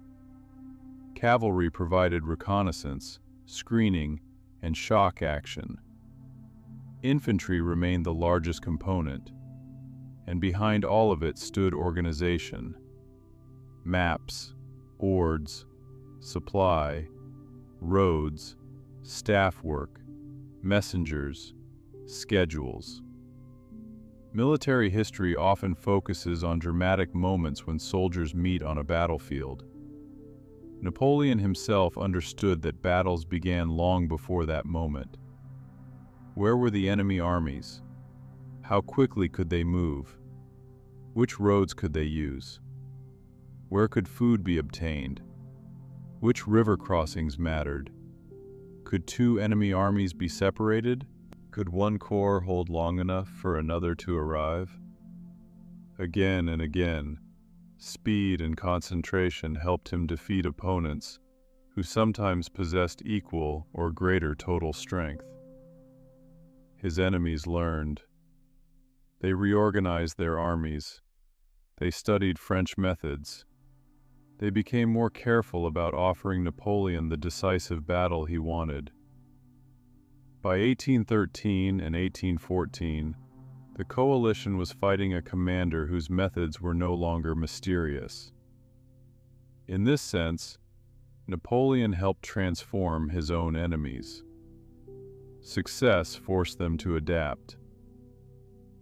Military success came with an immense human cost. The Revolutionary and Napoleonic Wars lasted, with interruptions, for more than 2 decades. Millions of soldiers and civilians died across Europe and beyond.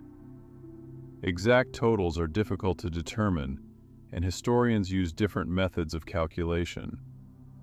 But there is no doubt that the wars brought suffering on an enormous scale.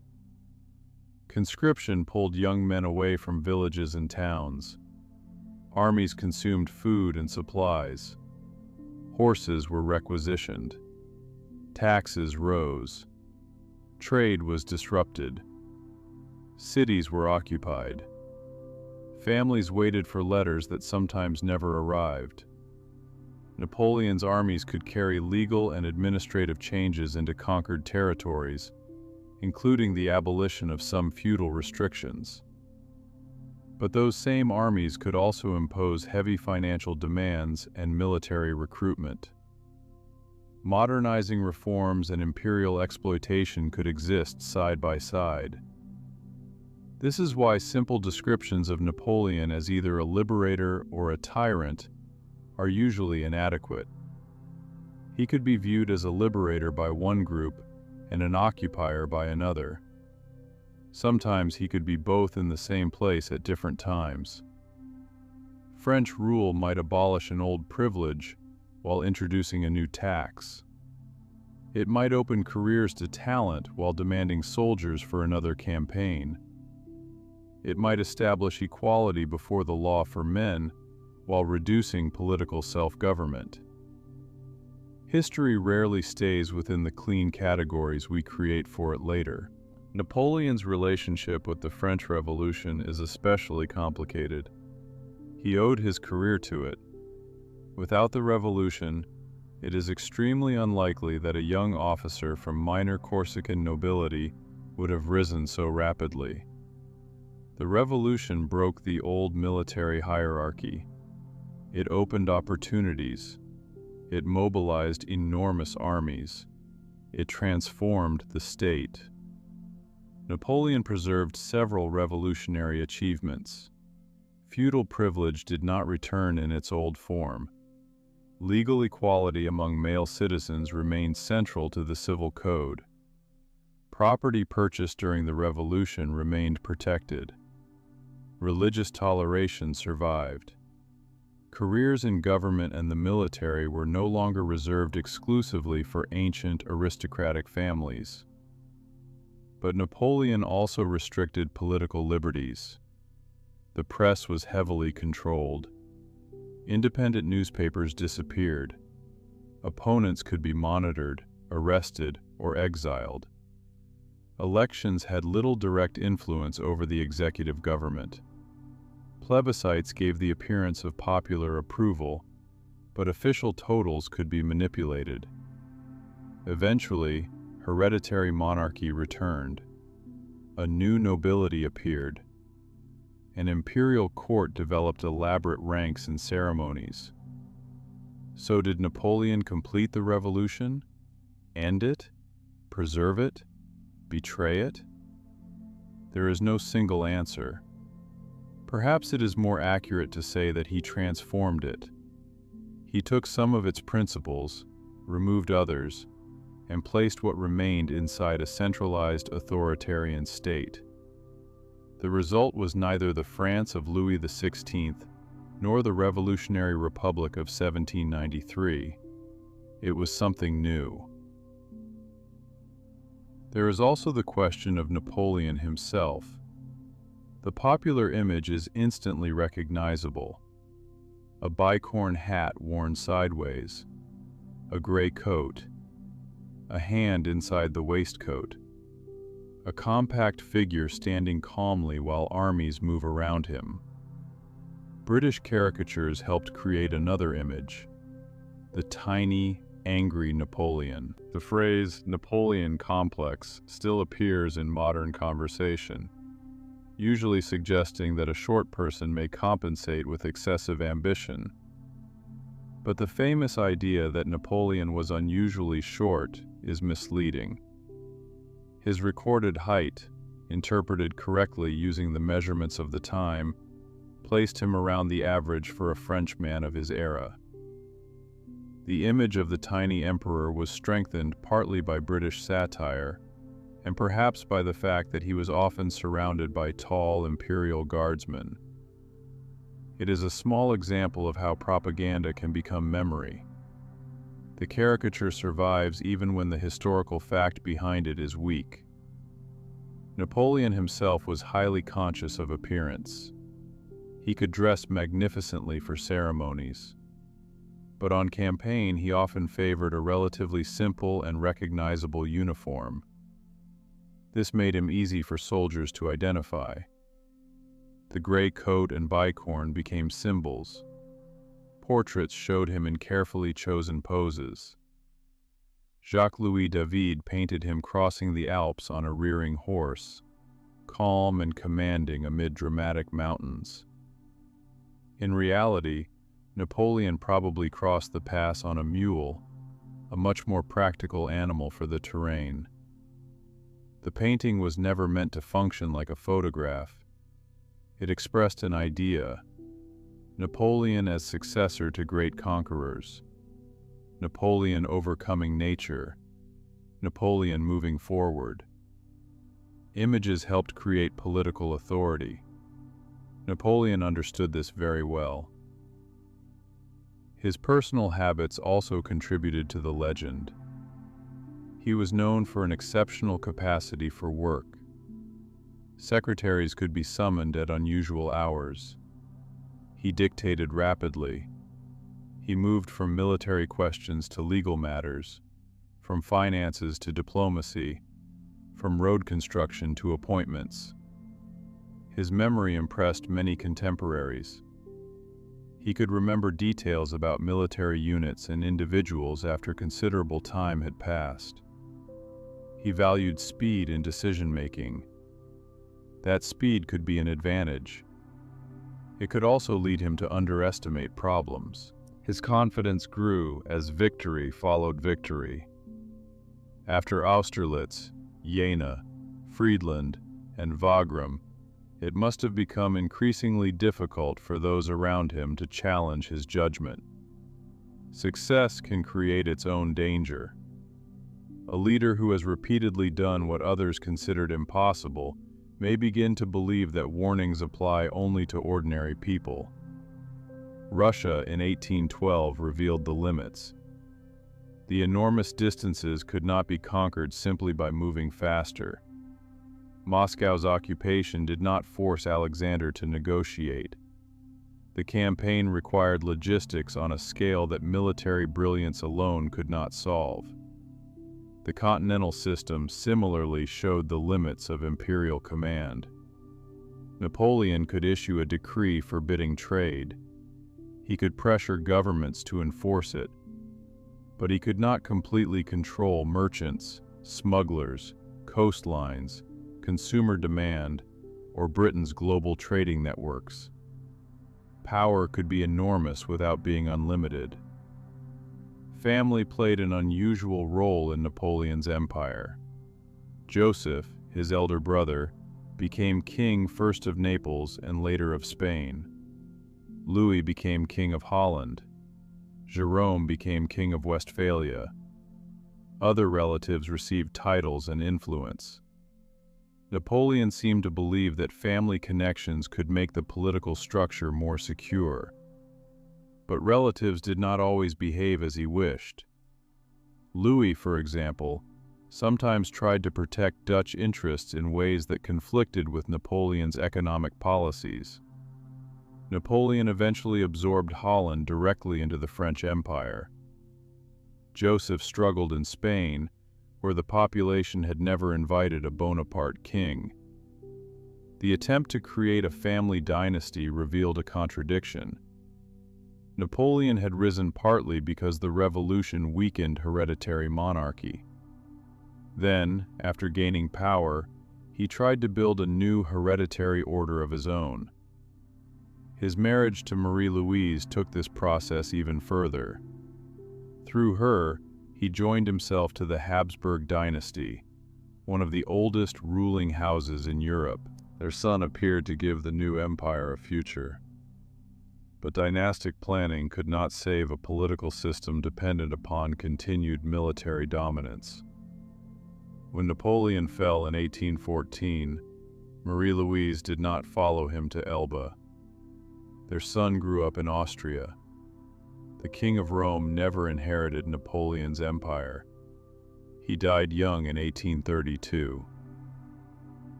Josephine's place in Napoleon's story remained different. Their marriage was often difficult. Both had other relationships. Napoleon's letters during his early campaigns reveal intense emotion, but their relationship changed as political responsibilities and personal circumstances changed. Yet even after the marriage ended, affection remained. Josephine retained the title of Empress and lived at Malmaison outside Paris. Malmaison became famous for its gardens, art, and collections. Josephine had a strong interest in plants and horticulture. When she died in 1814, Napoleon was already on Elba. Reports describe him as deeply distressed. Her name later became connected with traditions about Napoleon's final words, although accounts of those final words differ. The private Napoleon is harder to reconstruct than the public emperor. Letters survive. Memoirs survive. Accounts written by friends and enemies survive. But famous people produce enormous archives of interpretation. Every conversation becomes evidence. Every gesture becomes symbolic. Even a marriage can be transformed into political mythology. Perhaps the safest approach is to remember that Napoleon's personal world contained real emotional attachments, even while those relationships were inseparable from politics. His brothers could become kings. His wife could create an alliance with Austria. His son could represent the future of an empire. Family and state became intertwined. If we return for a moment to the wider world, Napoleon's age appears even larger than his own biography. In the Caribbean, the Haitian Revolution created the first independent state in Latin America, and the first modern state founded by formerly enslaved people after a successful slave uprising. In North America, the Louisiana Purchase transformed the United States. At sea, British naval power expanded. In Latin America, the disruption of the Spanish monarchy during the Napoleonic invasion contributed to political crises that eventually encouraged movements for independence.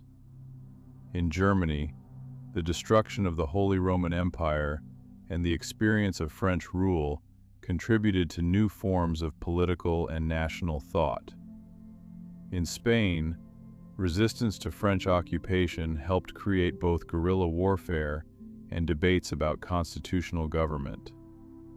In Poland, Napoleon became associated with hopes for restored statehood. In Russia, victory over the French invasion became a powerful national memory. Even countries Napoleon never conquered directly had to respond to the world he helped create. Armies reformed. Administrations changed. Borders shifted. Ideas moved with soldiers, officials, refugees, merchants, and diplomats. The Napoleonic era was not simply France acting upon a passive Europe. Every society responded in its own way. Some adopted French institutions voluntarily. Some adopted them under occupation and kept portions afterward. Some rejected them. Some created reforms specifically to become strong enough to resist France. Change moved in many directions. The Congress of Vienna, which met while Napoleon was on Elba and continued through the period of his return, attempted to build a more stable European order after years of war. Diplomats, including Austria's Clemens von Metternich, sought a balance among major powers. France itself was not permanently destroyed or divided. Even after Napoleon's final defeat, the victorious powers eventually accepted France back into the European diplomatic system. The goal was not simply punishment, it was stability. The post-Napoleonic settlement helped prevent a single continental war on the same scale for many decades, although Europe certainly did not become peaceful in every sense. Revolutions occurred. National movements grew. Wars still happened. But the memory of the previous generation's enormous conflict influenced diplomacy. Napoleon therefore shaped Europe even through the reaction against him. The systems created to contain revolutionary and imperial France became part of the 19th century's political structure. And what did France remember? The answer changed with time.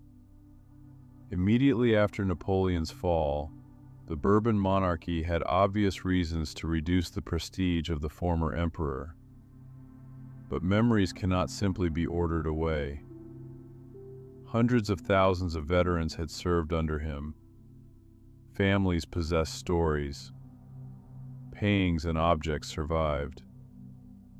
The Arc de Triomphe, begun under Napoleon but completed later, turned military memory into architecture. The Vendôme column stood as another monument to imperial victory. Place names carried battles: Austerlitz, Jena, Wagram. The very streets and monuments of Paris held fragments of the empire. Under the restored monarchy, the Napoleonic legend continued growing. Some remembered Napoleon less as an authoritarian ruler and more as a symbol of national glory. Others remembered him as the child of the revolution who had risen through ability. His exile and lonely death made it easier to transform the defeated emperor into a romantic figure. Powerful rulers can seem threatening while alive. In exile, they can become tragic. In death, they can become legends. By 1840, when his remains returned to Paris, the political atmosphere had changed enough for the French state to celebrate his memory publicly. The enormous tomb at Les Invalides eventually became one of the central physical sites of Napoleonic remembrance. Visitors descend into the circular crypt and look toward the large sarcophagus beneath the dome. The setting is monumental, but perhaps the most striking thing is the distance between that tomb and the small house in Ajaccio where the story began. Between those two places lies one of the most extraordinary political journeys in modern European history. Napoleon was born into a world of hereditary monarchies. He came of age during a revolution that challenged hereditary monarchy. He rose because that revolution opened paths that had previously been far narrower. He defended the Republic with artillery. He became a general. He overthrew a republican government. He became first consul. He became first consul for life. He became emperor. He defeated emperors and kings. He created kings from his own family. He married an emperor's daughter. He had a son who received a royal title at birth. Then he lost nearly everything. He ruled Elba. He returned. He ruled France again. He lost at Waterloo. He ended his life on one of the most remote inhabited islands in the Atlantic. It is a rise and fall so dramatic that it can sound like fiction. But perhaps the quieter details tell us more. A boy studying mathematics. A young artillery officer reading history. A general writing reports late at night. Administrators waiting for instructions. Lawyers debating the wording of the civil code. Teachers organizing new schools. Engineers building roads. Merchants trying to evade blockades. Parents watching sons leave for military service. Diplomats redrawing borders. A former emperor walking at Longwood and remembering a continent he would never see again. History is built from both the dramatic and the ordinary. If Napoleon could have seen Europe many decades after his death, parts of it would have been familiar and parts of it surprisingly different. France would still use institutions influenced by his government. Civil law traditions shaped by the Napoleonic Code would remain influential. The Legion of Honor would still exist. Prefects would still form part of French administration. Educational structures created or developed under his rule would leave lasting traces. But the empire itself would be gone. Many kingdoms created for his relatives disappeared quickly. The Confederation of the Rhine vanished. The Duchy of Warsaw vanished. Borders changed again and again. The political map that Napoleon fought so intensely to create proved temporary. Institutions survived better than conquests. That may be one of the quietest lessons of his story. Territory can seem like the clearest measure of power. A map colored with one empire's possessions looks impressive. But borders are often fragile. Ideas, laws, administrative habits, schools, and institutions can continue long after armies withdraw. Napoleon's greatest victory may therefore depend on what we mean by victory. If we mean permanent domination of Europe, he failed. If we mean leaving a permanent mark on European government, law, military thought, and historical memory, his influence was immense. There is no need tonight to decide whether Napoleon should ultimately be admired or condemned. History does not always require a final verdict. It sometimes asks us simply to look closely. He possessed remarkable abilities. He could organize information rapidly. He could inspire soldiers. He understood movement and timing on the battlefield. He worked with extraordinary energy. He helped create institutions that outlived him. He also concentrated political power. He censored opponents. He fought wars that caused immense destruction. He placed relatives on foreign thrones. His government restored slavery in French colonies. His invasions produced resistance, devastation, and resentment. These realities belong to the same life. Removing one side makes the story simpler. But simplicity is not always truth.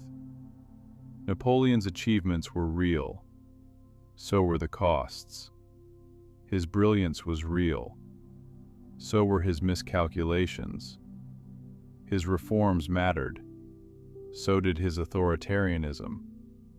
The contradictions are not obstacles to understanding him. They are part of what must be understood. And so we return, quietly, to Corsica, to Ajaccio, to the Mediterranean. Long before the crowns and the uniforms, before the giant paintings and imperial ceremonies, there was a child born on an island whose political identity had only recently changed. A child whose family hoped education might give him a future. At 10, he crossed to mainland France. At 16, he became an artillery officer. At 24, after Toulon, he was a general. At 26, he took command in Italy. At 29, he returned from Egypt. At 30, he became first consul. At 35, he was emperor of the French. At 42, he invaded Russia at the head of the greatest army he had ever assembled. At 44, he lost his empire. At 45, he returned and lost it again. At 51, far away on St. Helena, his life ended. The numbers make the speed of his journey almost difficult to absorb. His career was not long. His period of supreme power lasted only a small part of a lifetime. Yet the events crowded into those years changed Europe. Perhaps that is one reason Napoleon continues to attract attention. His life contains movement on an almost impossible scale. But tonight, as the story grows quieter, we can leave the movement behind. The armies have stopped marching. The roads are empty. The battlefields belong to another century. The palaces are museums. The laws have passed through generations of revision. The borders have changed. The governments have changed. The men and women who knew Napoleon personally have been gone for nearly 2 centuries. What remains is history, a collection of documents, buildings, letters, paintings, laws, memories, applicants, and stories. Somewhere beneath the dome of Les Invalides in Paris rests the man who once tried to organize a continent around his empire. Outside, modern Paris moves at its own rhythm. People cross bridges over the Seine. Traffic passes through streets that Napoleon would recognize only in fragments. Visitors walk through museums containing objects from his time. Austerlitz is a railway station. The Arc de Triomphe stands above streams of cars. The institutions of France have changed many times since 1815. Monarchy returned. Monarchy fell. Republics rose. Another Bonaparte became emperor. That empire fell too. Yet Napoleon remains, not as a ruler, not as a general giving orders, but as a subject people continue trying to understand. The distance between the real person and the legend has grown over time. Caricatures made him tiny. Pitchings made him heroic. Enemies made him a monster. Admirers made him a genius without limits. Historians continue working between those images, and perhaps that is where we should leave him tonight. Not on a white horse, not beneath a crown, not defeated in the mud of Waterloo, not alone at St. Helena, but somewhere between all of those images, a human being shaped by a revolution, a soldier who became a ruler who became an emperor who reorganized states and changed laws, a conqueror who reached the height of European power, and a man who discovered that even extraordinary power has limits. The Mediterranean island where he was born remained. The Atlantic island where he died remained. Europe continued changing, and history continued long after Napoleon was gone. The 18th century quietly became the 19th. The French Revolution passed into memory. The soldiers of the Grande Armée grew old. The children who had watched Napoleon's armies pass through their towns told their own children what they remembered. Some stories praised him, some cursed his name, some probably did both. The sound of marching boots disappeared. Presumption, once covered by armies, returned to agriculture. Cities rebuilt damaged neighborhoods. Governments opened new offices. Courts applied new laws. Students entered new schools. Merchants reopened old trading routes. Ordinary life, interrupted so often by war, continued. That may be the final landscape of the Napoleonic age. Not a battlefield, not a palace, but millions of people returning to everyday life. History often remembers rulers because rulers leave documents, portraits, monuments, and laws. Yet the world they govern is always larger than they are. Napoleon could move armies across Europe. He could change borders with treaties. He could appoint kings. He could close newspapers. He could create institutions. But he could never control every consequence. No ruler can. Assertions move outward. Other people respond. Events develop in unexpected directions. Spain resisted. Russia withdrew. Britain remained at sea.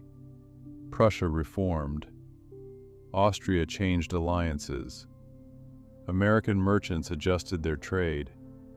Haitian revolutionaries defeated French attempts to restore control. Napoleon acted upon the world, and the world acted upon Napoleon. So, as the story begins to fade into the background, there is nothing more that needs to be remembered. No dates need to be held in your mind. No list of battles needs to be repeated. The names can simply drift past. Ajaccio, Brienne, Toulon, Italy, Egypt, Paris, Marengo, Notre Dame, Austerlitz, Berlin, Tilsit, Madrid, Vienna, Moscow, the Berezina, Leipzig, Fontainebleau, Elba, Waterloo, St. Helena, Paris again. Places connected by one remarkable life. A life that began in 1769 and ended in 1821. A period of only 51 years. And yet within those years, an old monarchy fell, a republic rose, an empire spread across Europe, and that empire disappeared again. Napoleon's own world changed almost beyond recognition during his lifetime. Perhaps that is another reason his story can feel so distant and yet strangely familiar. People living through great changes rarely know exactly where those changes will lead. Napoleon did not enter military school knowing that the French monarchy would collapse. He did not command at Toulon knowing that he would become emperor. He did not stand at Austerlitz knowing that Moscow would one day mark the beginning of his downfall. He did not arrive on Elba knowing that he would return to Paris. And he did not return to Paris knowing exactly how Waterloo would end. History is clear only afterward. Life is lived forward. The lights of imperial palaces have long since gone dark. The rooms at Malmaison are quiet. The field at Waterloo is green. The roads across Russia have known countless winters since 1812. The Seine continues through Paris. The Mediterranean still surrounds Corsica and Elba. Far away in the South Atlantic, waves still reach the shores of St. Helena. The world continues in places that once formed the stage of Napoleon's life. Tonight, we have simply followed that life for a little while. From a Corsican childhood to military school, from artillery to command, from revolutionary France to Italy and Egypt, from the coup of 18 Brumaire to the consulate. From the civil code to the imperial crown, from Austerlitz to the continental system, from Spain to Wagram, from Moscow to the Berezina, from Leipzig to Fontainebleau, from Elba to Waterloo, and finally from Europe to St. Helena. There is no need to hold on to any of it now. The story has reached its end. Napoleon's armies can disappear into the distance. The maps can be folded away. The letters can be placed back in their archives. The paintings can remain quietly on museum walls. And the old emperor can return to history. More than 2 centuries separate us from the world in which he lived. The arguments about his legacy will continue, but they do not need to continue tonight. For now, the story can simply become quieter, and quieter still, until Corsica, Paris, Moscow, Waterloo, and St. Helena are only distant names drifting gently through the background. And if you are still awake, you can simply rest here for a while. There is nowhere else you need to go. Nothing else in the story needs your attention. The long roads of Napoleon's Europe are quiet now, and tonight's journey through history has come gently to an end.